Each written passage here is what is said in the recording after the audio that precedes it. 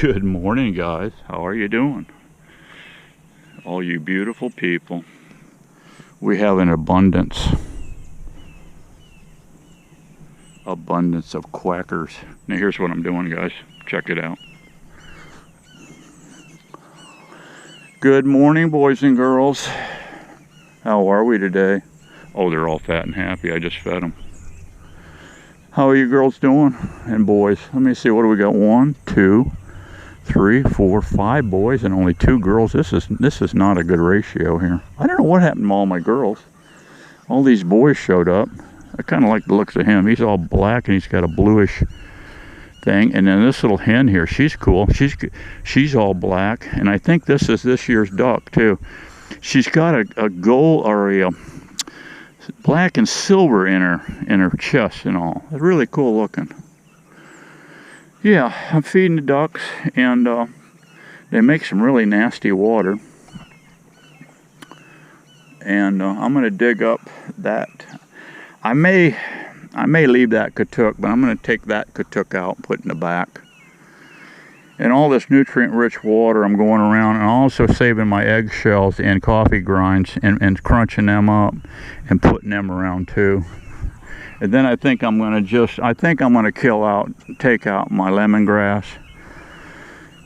I'm thinking I've got my sweet almond here. I'm sprucing it up.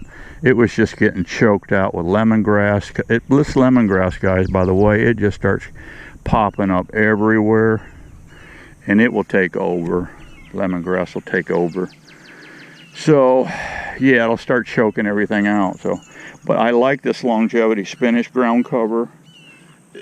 It's kind of cool. And so yeah, I harvested some moringa. All right, did that, and it's in there drying. I'll give you a quickie show of that. Today is Wednesday, and Friday my moringa will be done drying, and then we can finish processing that.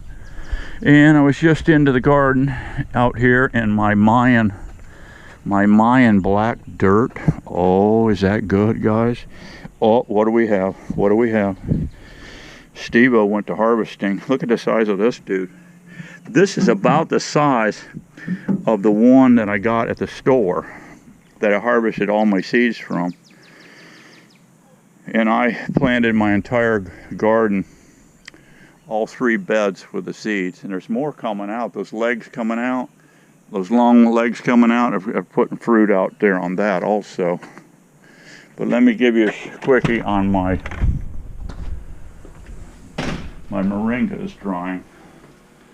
It's a little small fan. See, it just goes around and around here. Yeah, this would be, you can't touch it either until like Friday, because if you touch this, these leaves are real crunchy and they'll just start falling and raining all over the place. Getting a few already. Some, if you bump it, it'll start dropping. But by Friday, this thing will be ready. And then I'll put a bed sheet in this laundry tub. Take it outside and strip all these leaves off, and we'll process it down and make some powder. It even started blooming. But I haven't made any. See, I've just touched it. It's already dropped. But I haven't made any seed from it because I just keep harvesting it. I've got plenty. I don't really need to make any more. All right, guys, that's it. That's a quickie. See ya. Be happy.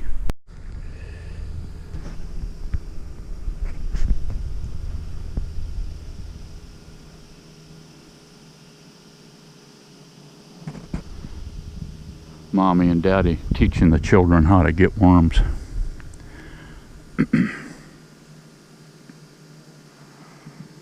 They're having fun, aren't they? Yeah, so am I. Yeah, it's about 98 degrees with probably 98% humidity. Yeah, you gotta hang tough. You're gonna hang with old Steveo now, I'm telling you. I get up early. But I go to bed at 9, so. Cassava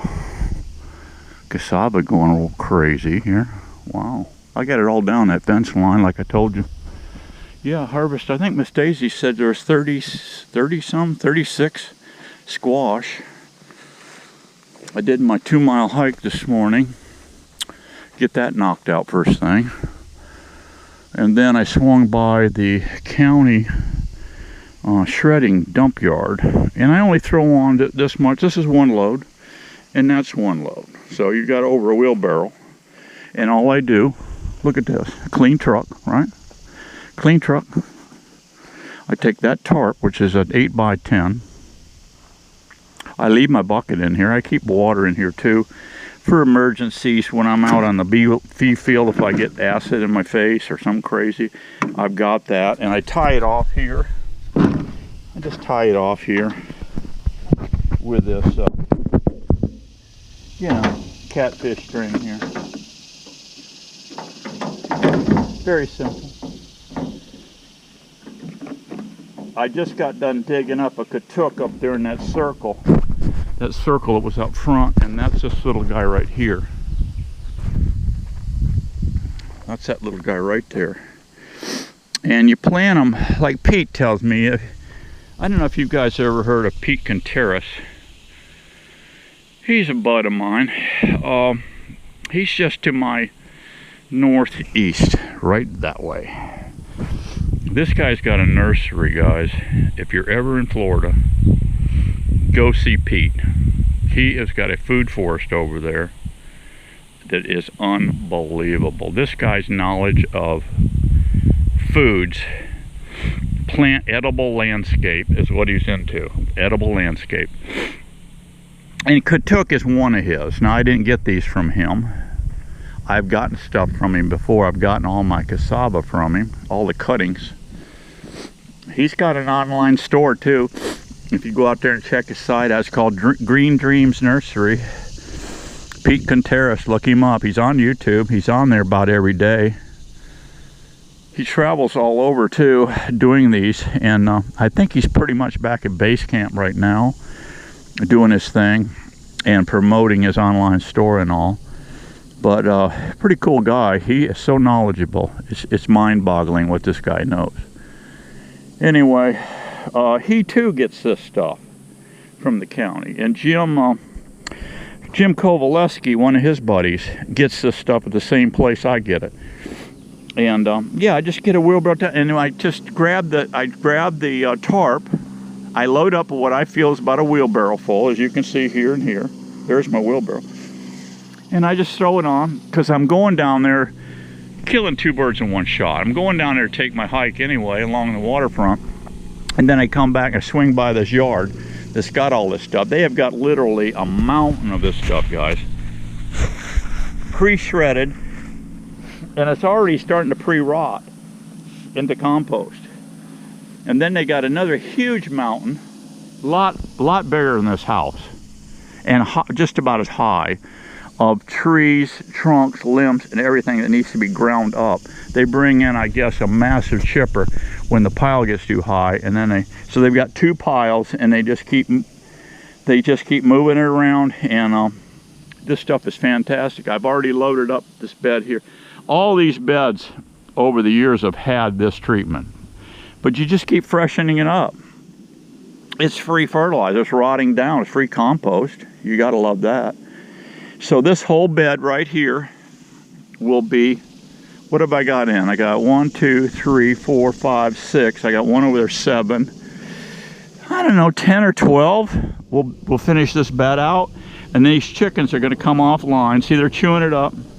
I just moved this morning up to here, and when I did, I threw that. I had a rotten squash in there that the bugs got into, so I threw it in here for the chicken girls, and that squash rolled up underneath my back rail, and 1 chicken went flying out of there. She's over here somewhere. She better not be over there too long, because I got so many predators in here. She'll be lunch. Yeah, I'm gonna have to change out my door, my little door there. That's just about shot. This tractor's, I've had good service out of this thing. See, that's rotting because it's painted, but it's in the weather. So I'll have to sweeten this thing up a little bit, put a new door on it and stuff. And So anyway, that front bed out there, I've got the ducks working on that, fertilizing all that for me. That's good. And the chickens here, as soon as I harvest, we harvested, I think Miss Daisy told me she harvested, we harvested 36, I think, squash. I think it's over 100 pounds. Well over 100 pounds of squash. Out of all this Mayan Indian dirt. I call it terra preta. That's what I call it. Yeah. That's what the Mayans called it. And it's got biochar in it. This is biochar. It's loaded with it, all 3 beds. Mostly hardwood pallets. I cooked down pallets, and I cooked down that pine wood too I was getting for free that I was making all them beehives out of. I can't tell you how many loads I cooked down. I ruined, what do you call the inner chamber, retort or whatever. I burned up 2 of them. But you can do it in a pit. You can dig a hole about 2-3 feet deep, a round hole, and load it up with wood and create this biochar also. There's tons of info online if you want to look at that. If you want to make your own. Get that fire cooking really good and then throw a big old piece of tin over it. And then put dirt around the edge and just suffocate it. Because if you don't, it'll turn to ash and you've just wasted your time trying to make biochar. So you suffocate it. You come back in about an hour or so, and you better get your hose on there. Because if you just opened it up, it'll reignite, and then it'll go to ash, and then you waste your time. So then you take it off a couple hours, and you soak it really good, and make sure, and then stir it around, because you don't want any little ember in there. It'll fire back up. And then let her cool down, just flood the area, and then cool down, and put it in a bucket or something and smash it up. And add urine to it. You can add urine to it, you can add cow manure to it, you can add your composted garden dirt to it, and a few more amendments. And you can wet it down good, and just so it's damp, you know, to water's just squeezing out of it. Don't let them flood it, because you want it to microbes to work in it, and then let it go for about 3 weeks, and then start sprinkling in your garden. That's what you're going to do. So it'll take me about another week here to go ahead and let the chickens chew this up. And I'm going to be coming behind and I just planted these 2. This one, like I said, I just robbed out of the front bed up there. It was in full sun. These do not like full sun. They like in dapple light. So I have this nice dapple scenario here. The sun's on it right now, just in the morning. But right now, let's see what time it is.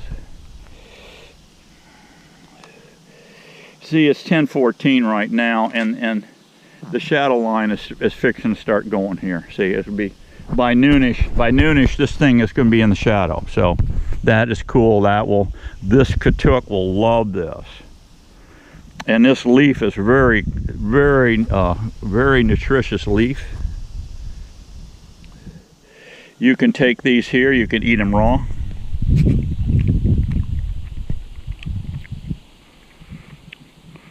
The real small ones are more tender, but the bigger ones you just saute. Not bad at all. It's got like a sweet pea taste to it. And what you can do is put them right in your scrambled eggs and stuff in the morning. Yeah. What are you guys doing? You know, they just think they own the place. Look at them. You guys just think you own the place here. Look at you. Yeah, training your children. You're just training your children to come right through Steveo's world here, aren't you? Uh-huh. I guess they're good in a way, guys. I don't know if they eat snakes, but they eat all kinds of bugs. And they do eat earthworms. You see them with those long beaks sticking their nose way down in the ground, pulling out worms and stuff. So they're getting a little training. Their wing feathers are starting to come in. I don't know if these guys can fly or not yet. I doubt it. They might. They might. They run these off. They'll be running these off soon. Before spring, because spring's when they mate. And this is rare to see 2. Normally they'll have 2. And the predators a lot of time will eat them up around here. I've got the bobcat, coyote, coons. Yeah. foxes. They eat them up. We got them all here. Everything except grizzly bears. So yeah, we got a lot of predators here. We got a lot of hawks. I saw a bald eagle, I don't know, about a month ago fly over the house. Big old male bald eagle. They're around. Yep.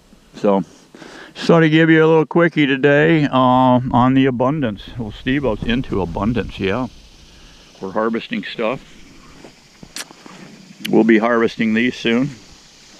My hippie neighbor John, I call him Hippie John, the Australian guy.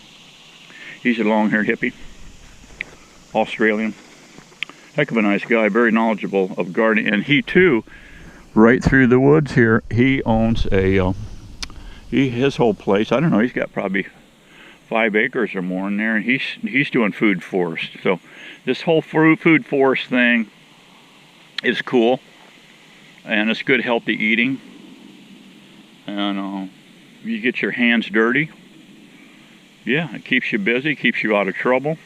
So this is what you need to do, okay? Stay out of trouble and stay happy. Be strong, because we got to keep getting our own, guys. I'll catch you on the next one. Bye-bye.